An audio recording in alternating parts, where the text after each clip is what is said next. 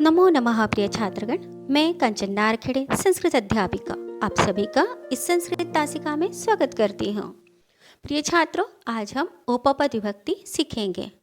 उपपद विभक्ति से संस्कृत वाक्यों में क्या बदलाव आते हैं तथा इसका क्या उपयोग है, यह जानेंगे। उपपद विभक्ति यह संस्कृत व्याकरण में महत्वपूर्ण व्याकरण बिंदु है। हम उसको हिंदी टू संस्कृत अनुवाद में कैसे उपयोग में लाते हैं, यह जानेंगे। उपपद विभक्ति सीखने से पूर्व कारक विभक्ति का ज्ञान होना आवश्यक है। इसके पूर्व वीडियो में हमने कारक विभक्ति तथा उसका वाक्यों में प्रयोग बताया है, तो इस वीडियो में हम उपपद विभक्ति जानेंगे। सबसे पहले तो विभक्ति के कितने प्रकार होते हैं यह जान लेते हैं। तो विभक्ति के दो प्रकार होते हैं, एक कारक विभक्ति और दूसरा उपपद विभक्ति। कारक विभक्ति जो विभक्तियां कारक चिन्ह के अनुसार लगे। विभक्तियां ये कारक चिन्हों से संबंधित है जो कि प्रथमा से सप्तमी तक होती है। कारक चिन्हों के अनुसार वह चलाई जाती हैं, उन्हें ही हम कारक विभक्तियां कहते हैं। दूसरी जो है वह है उपपद विभक्ति। किसी विशेष पद के आ जाने से कोई विशेष विभक्ति लगे उसे उपपद विभक्ति कहा जाता है। अर्थात जब वाक्य में कोई विशेष शब्द या विशेष पद आ जाता है जिसको हमें कारक चिन्ह के अनुसार विभक्ति न लगा के उपपद विभक्ति का प्रयोग करना होता है, वही उपपद विभक्ति कहलाती है। और विस्तृत रूप से देखते हैं ताकि आपको और अच्छे तरीके से समझें। आपके सामने कारक विभक्ति के चिन्ह बताए हैं जो कि प्रथमा से संबोधन तक है। इन चिन्हों को ही कारक चिन्ह या कारक विभक्ति कहा जाता है। आपने यह देखा है कि इस तरह के कारक चिन्ह होने पर वचन के अनुसार हम उसी विभक्ति के रूप का उपयोग करते हैं और विभक्ति का प्रयोग हम वाक्य में करते हैं। अब हम यह देखेंगे कि उपपद का उपयोग कैसे किया जाता है। देखिए लिए हैं जो कि संस्कृत वाक्य में आते हैं। देखिए, उपपद विभक्ति द्वितीय विभक्ति से लेकर षष्ठी विभक्ति सप्तमी विभक्ति तक चलती है। तो देखते हैं द्वितीय विभक्ति के पद कौन से हैं। परितः अर्थात चारों ओर, उभयतः अर्थात दोनों ओर, नम धातु अर्थात नमस्कार करना, रक्ष धातु अर्थात रक्ष करना। ये वही पद है जो कि विशेष पद कहलाते हैं और यही विशेष पद आने से उचित विभक्ति अर्थात कारक चिन्ह के विभक्ति के अनुसार हम उपयोग न करते हुए इन पदों के अनुसार विभक्ति का प्रयोग करते हैं। तृतीय विभक्ति में सह अर्थात के साथ, अलम अर्थात मत, अलम मत यह नकारार्थी पद है। चतुर्थी विभक्ति नमः नमस्कार हो, दा धातु का अर्थ है देना, रुच धातु अर्थात अच्छा लगना। पंचमी बहि अर्थात बाहर, अनंतरम अर्थात के बाद।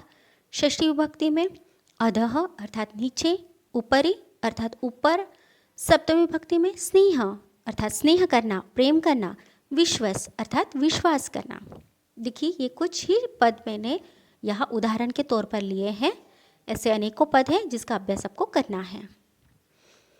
तो इन पदों का प्रयोग कैसे किया जाता है यह हम उदाहरण के तौर पर देखते हैं। पहला उदाहरण है, घर के चारों ओर वृक्ष है। घर के चारों ओर वृक्ष है। प्रिय छात्रों, एक बात ध्यान में रखना कि यहाँ कारक चिन्ह कौन से पद के साथ आया हुआ है। तो यहाँ इस पद वाक्य में घर इस पद के साथ के यह कारक चिन्ह है, अर्थात यहाँ विभक्ति कौन सी ले आई है, षष्ठी विभक्ति। विभक्ति के नियम के अनुसार यहाँ पर षष्ठी विभक्ति लगाई जानी चाहिए थी, परंतु चारों ओर यह जो विशेष पद है यह आता है द्वितीय विभक्ति में, जैसे कि हमने पहले ही बताया है। चारों ओर इसको हम संस्कृत में कहते हैं परितः। अब यह परितः शब्द आने की वजह से हमें द्वितीय विभक्ति का ही प्रयोग यहाँ करना है, ना कि षष्ठी विभक्ति का। इसके अनुसार वह वाक्य होगा संस्कृत में कि घर के, तो यहाँ हमें षष्ठी न लगाते द्वितीय लगाने, गृहम, क्योंकि यहाँ घर के यह एक वचन है, इसीलिए हमें द्वितीय एक वचन का ही प्रयोग करना है। गृहम चारों ओर, इसको हम संस्कृत में कहेंगे परितः। वृक्ष है, अब अनेक वचन है और कर्ता भी है यह, तो अनेक वचन का प्रथमा विभक्ति का कर्ता हमें लगाना है, क्योंकि यह सिर्फ एक संज्ञा है। तो संज्ञा या सर्वनाम के लिए हम प्रथमा ही उपयोग में लाते हैं। तो यहाँ इसके अनुसार प्रथमा बहुवचन का विभक्ति रूप लगाना है। वृक्षाः सन्ति, गृहं परितः वृक्षाः सन्ति। यहाँ परितः इस शब्द के आ जाने से यहाँ घर के अर्थात गृहम पंचष्टी न लगाते हुए द्वितीय विभक्ति हमें लगानी पड़ी। इसी को कहते हैं उपपद विभक्ति, जो कि हमने दूसरी विभक्ति का उपयोग किया है। सैनिक देश की रक्षा करते हैं। रक्षा करना, रक्षा धातु, ये भी आता है द्वितीया में, रक्षा धातु है ना, इसीलिए हमें रक्ष की वजह से यहाँ द्वितीय का प्रयोग करना है। पर कहाँ करना है कि जहाँ कारक चिन्ह लगा है। कारक चिन्ह कहाँ लगा है? देश के साथ, इसीलिए देश की, ये तो हो गई षष्ठी विभक्ति, परंतु यहाँ रक्ष धातु आने की वजह से हमें द्वितीय विभक्ति लगानी है। तो वो वाक्य बनेगा सैनिकः देशम रक्षति, रक्षा करता है, रक्षति। आगे का वाक्य है मैं ईश्वर को नमस्कार करता हूँ। यहाँ पे को अर्थात यह द्वितीय विभक्ति है, परंतु नमः धातु है नमस्कार करना। नमः धातु द्वितीया में ही चलता है। देखिए यहाँ पे दिया है नमः धातु नमस्कार करना द्वितीय विभक्ति, तो इसके अनुसार हमें द्वितीय का ही उपयोग करना है।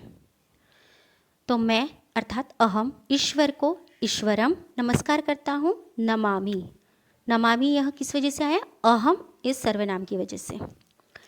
तो इस तरीके से यह संस्कृत वाक्य बनेगा। आगे का वाक्य बनाते हैं तुम मित्र के साथ जा रहे हो। के साथ, यहाँ पर के साथ यह पद आया हुआ है और यह सह है। संस्कृत में हम इसको सह कहते हैं। अब यह सह कौन से विभक्ति के लिए आया है? तृतीया विभक्ति के लिए आया है, इसलिए हमें मित्र के लिए तृतीय विभक्ति लगानी होगी। तुम अर्थात त्वम, मित्र मित्रेण के साथ अर्थात सह जा रहे हो। गच्छसि, त्वम मित्रेण सह गच्छसि। सह, जब भी कभी सह किसी भी पद के साथ आता है तो वहाँ तृतीय विभक्ति का ही प्रयोग होना चाहिए। आगे का वाक्य झगड़ा मत करो। मत अर्थात यह नकारार्थी पद है और यह आया है मत अर्थात अलम। कौन से विभक्ति में आया है? तृतीया विभक्ति, तो हमें तृतीया विभक्ति का प्रयोग करना है। झगड़ा मत करो। अलम विवादेन, झगड़ा अर्थात विवाद। अब अलम यह तृतीया में आता है, इसीलिए विवाद में तृतीय विभक्ति लगी है और वाक्य बना अलम विवादेन। आगे का पद महिला बालक को भोजन दे रही है। बालक को अर्थात यहाँ पर द्वितीय विभक्ति आई हुई है, परंतु दे रही है, देना। देना इस अर्थ में उपपद विभक्ति लगाई जाती है, जो कि दा धातु के साथ होती है और वह विभक्ति है चतुर्थी विभक्ति। हमने पहले भी देखा है। इसीलिए बालक के साथ को यह कारक चिन्ह लगा है, तो बालक को ही चतुर्थी विभक्ति लगाई जाएगी और वो वाक्य बनेगा महिला बालकाय भोजनम यच्छति। आगे का वाक्य देखते हैं ईश्वर को नमस्कार हो। ईश्वराय नमः, नमस्कार हो। नमस्कार हो इस अर्थ में जब पद आता है तो वो चतुर्थी विभक्ति में ही लिखा जाता है, इसलिए नमः को चतुर्थी में ही लिखना होगा। ईश्वर को, यहाँ पर को यह द्वितीय विभक्ति का कारक चिन्ह है, परंतु हमें द्वितीया न लिखकर यहाँ चतुर्थी लगानी है नमः के पद के अनुसार, इसीलिए वाक्य बनेगा ईश्वराय नमः। घर के बाहर बालक खेल रहा है। बाहर, बाहर अर्थात बही। अब बही पद यह विशेष पद है और घर के यहाँ कारक चिन्ह है के, तो घर के साथ ही हमें उपपद विभक्ति का प्रयोग करना है। तो यहाँ षष्ठी का कारक चिन्ह है, परंतु षष्ठी का उपयोग न करते हुए हमें वही इस शब्द के अनुसार पंचमी लगानी होगी। वही यह शब्द पंचमी में आता है, इसीलिए घर के बाहर न लिखते हुए हमें गृहात बही यह लिखना होगा। गृहात बालक खेल रहा है अर्थात खेलती, गृहात बही ही बालक खेलती।